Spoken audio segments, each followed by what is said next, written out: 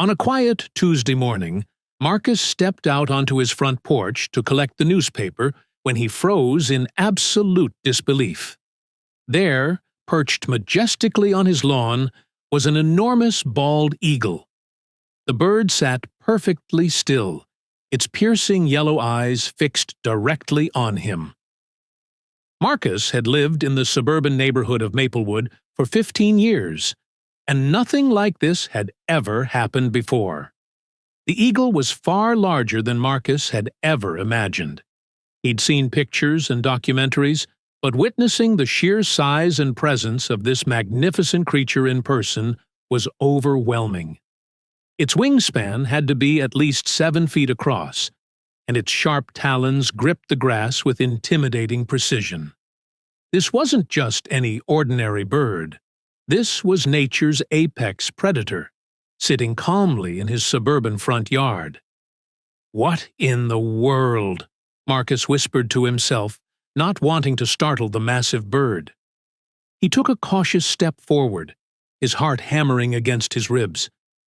The eagle remained motionless, watching him with an intensity that made his skin crawl. Something about this situation felt deeply wrong, yet he couldn't look away.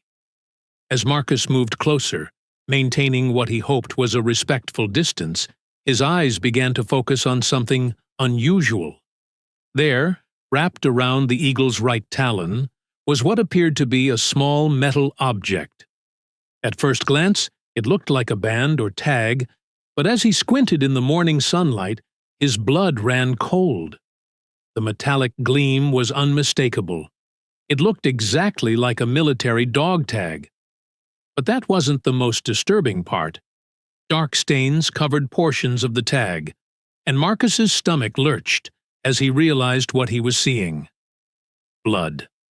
Fresh blood coated the metal surface, creating a stark contrast against the eagle's pristine white head feathers. Marcus felt his knees go weak. His mind raced through terrible possibilities. Where had this eagle come from? Whose tag was that? And most importantly, what had happened to the person it belonged to? The implications sent chills racing down his spine, and he knew immediately that this was far beyond his ability to handle alone. He patted his pockets frantically, searching for his phone, but came up empty. In his shock at discovering the eagle, he'd rushed outside without thinking to grab it. The phone was sitting on his kitchen counter, and he needed to call for help immediately. But he also couldn't risk the eagle flying away, not with that tag as potential evidence of something terrible. Moving as slowly and carefully as possible, Marcus began backing toward his front door. The eagle's head turned to track his movement, those intelligent eyes never leaving him. Just as his hand touched the door handle, the bird let out a piercing screech that made his heart skip a beat. "Please don't leave," Marcus whispered, as if the eagle could understand him. "I'm trying to help." Once inside, Marcus sprinted to his kitchen and grabbed his phone. His hands shook as he dialed 911, glancing out the window to make sure the eagle was still there. To his relief, the magnificent bird remained perched on his lawn, though it had spread its wings slightly as if preparing for flight. "911, what's your emergency?" came the dispatcher's professional voice. "This is going to sound strange," Marcus began, his voice trembling slightly. "But there's a massive bald eagle in my front yard, and it has what looks like a bloody military dog tag attached to its leg. I think something terrible might have happened to someone." The dispatcher paused for a moment. "Sir, can you repeat that?" "You said there's an eagle with a dog tag?" "Yes, that's exactly right. The tag appears to have blood on it, and I'm worried that this bird might have taken it from someone who was injured or worse. I need someone to come out here immediately, but I also need to make sure the eagle doesn't fly away before you arrive." "Understood, sir. I'm dispatching officers to your location right now. Please maintain a safe distance from the bird, and do not attempt to approach it." We'll also contact animal control to assist with the situation." Marcus hung up and immediately went to his refrigerator. If he was going to keep this eagle grounded until help arrived, he needed a plan. He grabbed a package of raw chicken that he'd planned to cook for dinner and headed back outside. The eagle's head perked up the moment Marcus reappeared with the meat. Those sharp eyes seemed to recognize food when they saw it. Marcus carefully tore off a small piece of chicken and tossed it gently toward the bird, making sure not to make any sudden movements that might startle it into flight. The chicken landed about 3 feet from the eagle, and after a moment of cautious observation, the bird hopped forward and devoured it in one quick motion. Marcus felt a wave of relief. He had the eagle's attention, and more importantly, he had a way to keep it here. Word of the unusual visitor spread quickly through the neighborhood. Curious residents began emerging from their houses, gathering at a respectful distance to witness the extraordinary sight. Mrs. Chen from next door approached Marcus with her phone already recording. "Is that really a bald eagle?" she asked in amazement. "It is," Marcus replied, never taking his eyes off the bird. "And there's something very wrong here. That's not just any tag on its leg." Within minutes, the street was filled with police cars, their sirens turned off as requested by the dispatcher.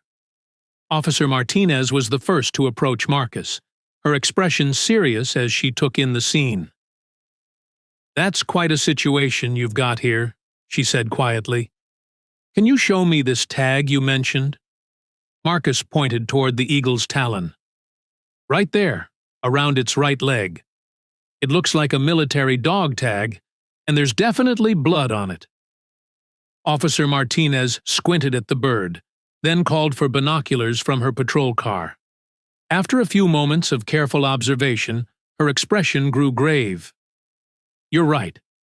That does appear to be a dog tag, and there's definitely biological material on it. We need animal control here immediately." The animal control team arrived within the hour, led by Dr. Sarah Kim, a veteran wildlife specialist. She assessed the situation quickly and professionally, speaking in hushed tones with the police officers before approaching Marcus. "You've done exactly the right thing by keeping the bird calm and grounded," she told him. "Now, we need to safely capture it so we can examine that tag properly. Keep doing what you're doing with the food. We'll handle the rest." The capture process was tense, but expertly executed. Dr. Kim and her team used a large net to safely contain the eagle, while Marcus continued offering food as a distraction. The bird struggled briefly, but seemed to understand that no harm was intended. Within minutes, the magnificent creature was secured in a transport cage. The examination of the tag was even more disturbing than Marcus had feared. Dr. Kim carefully removed the bloodied metal disc from the eagle's talon, revealing clear military markings and what appeared to be identification numbers. "This is definitely military issue," Officer Martinez confirmed after examining the tag closely. "We need to run these numbers through our database immediately. If someone is missing or injured out there, time could be critical." While the police began their investigation, Dr. Kim examined the eagle more thoroughly. "This bird is exhausted and dehydrated," she reported. "It's been flying for a long time, probably trying to return to somewhere familiar. Eagles have incredible homing instincts. This one was definitely on a mission." Marcus felt a chill run down his spine. "You think it was trying to bring that tag somewhere? Like it was carrying a message?" "It's possible, Doctor," Kim replied. "Military working animals are trained to do exactly that kind of thing. If this eagle has military training, it might have been trying to deliver that tag to someone who could help." The database search yielded results faster than anyone expected. The tag belonged to Sergeant David Chen, a military dog handler who had been reported missing 3 days earlier during a training exercise in the forest preserve about 20 miles north of town. Search and rescue teams had been looking for him since he failed to return to base. "We need to mobilize a search team immediately," Officer Martinez announced. "If this eagle came from that area, and if Sergeant Chen is still alive, we might be running out of time." Dr. Kim studied the eagle more carefully, noting its flight patterns and condition. "Based on this bird's exhaustion level and the direction it was likely flying, I'd say it covered significant distance. If it started from the forest preserve and ended up here, it probably followed major landmarks, rivers, highways, clearings." Marcus found himself at the center of an impromptu command post as officials spread maps across the hood of a police car. "Your house sits right along the flight path from the preserve to the military base," Officer Martinez observed. "This eagle might have been trying to reach the base to get help, but couldn't make the full journey. So it landed here instead," Marcus concluded. "Like a rest stop." "Exactly. And now we need to backtrack its route to find Sergeant Chen." The search and rescue operation launched within hours. Helicopters equipped with thermal imaging began sweeping the forest preserve, while ground teams followed the most likely paths the missing soldier might have taken. Marcus found himself unable to concentrate on anything else, constantly checking his phone for updates. The call came just after sunset. Search teams had located Sergeant Chen in a ravine approximately 15 miles from where he'd last been seen. He was alive but seriously injured, having fallen and broken his leg while trying to navigate difficult terrain during a nighttime training exercise. He'd been trapped for 3 days, surviving on emergency rations and stream water. "The amazing thing," Officer Martinez told Marcus over the phone, "is that he confirmed everything we suspected. He has a trained eagle named Apollo that he works with regularly. When he realized he couldn't get out of the ravine on his own, he sent Apollo with his dog tag to try to reach the base and bring help." Marcus felt tears welling up in his eyes. So Apollo really was carrying a message.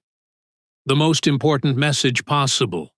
A call for help that saved a man's life. And it worked because you paid attention and took action. Sergeant Chen was airlifted to a hospital, where he made a full recovery. Apollo, as it turned out, was part of an experimental military program that trained eagles for reconnaissance and communication purposes. The program was highly classified, but officials made an exception to share the basic details with Marcus, given his crucial role in the rescue. 2 weeks later, Marcus received an invitation to visit the military base where Apollo was stationed. He met Sergeant Chen, who was recovering well and eager to thank the man who had helped save his life. "Apollo is more than just a working animal," Chen explained as they watched the magnificent eagle soar through training exercises. "He's my partner. When I was stuck in that ravine, sending him for help was my only option. I just prayed someone would understand what he was trying to tell them." "How did you know he would find help?" Marcus asked. "Eagles like Apollo are trained to return to base when given specific commands. But they're also intelligent enough to adapt when circumstances change. When Apollo couldn't make it all the way to base, he found the next best thing, a human who would recognize that something was wrong and take action." Marcus watched Apollo perform incredible aerial maneuvers, responding to hand signals and voice commands with precision that seemed almost supernatural. "I had no idea such programs existed. Most people don't, but working animals have been part of military operations for centuries. Apollo represents the cutting edge of that tradition, using an animal's natural abilities enhanced by training to accomplish missions that would be impossible for humans alone." The experience changed Marcus's perspective on many things. He began volunteering with local wildlife rehabilitation centers and became an advocate for military working animal programs. The story of Apollo's message spread throughout the community, inspiring others to pay closer attention to the natural world around them.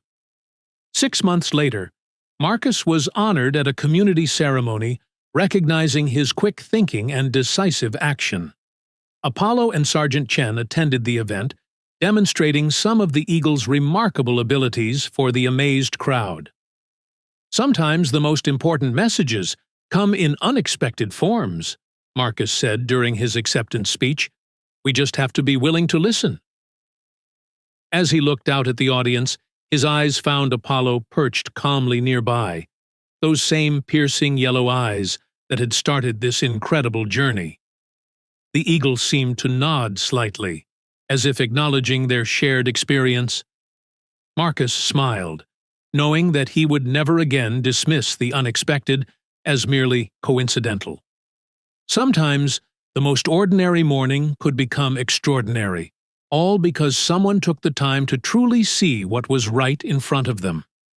And sometimes, that attention could make the difference between life and death. The memory of that Tuesday morning would stay with Marcus forever.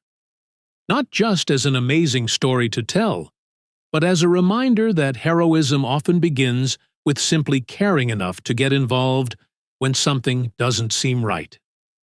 Apollo had carried his message across 20 miles of difficult terrain, but it was Marcus who had been willing to listen to what that message meant.